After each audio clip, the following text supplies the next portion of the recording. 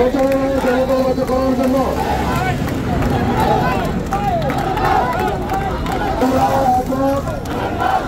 সকল নেতৃবৃন্দ থেকে আপনাদের কাছে পাঠাইছে রাষ্ট্র কাঠামো মেরামতের জন্য। দয়া করে আপনারা এটা করে নেবেন ইনশাআল্লাহ।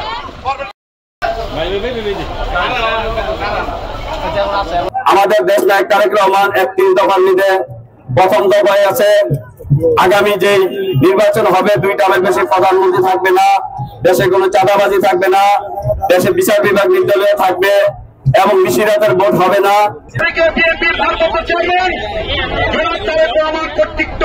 জাতীয় রাষ্ট্র কাঠামো মেরামতের ৩১ দফা ৩১ দফার মধ্যে আমাদের রাষ্ট্র কাঠামোর জন্য সবকিছু বাস্তবায়নের জন্য টুর আমাদেরকে পাঠাইছে যাওয়ার জন্য।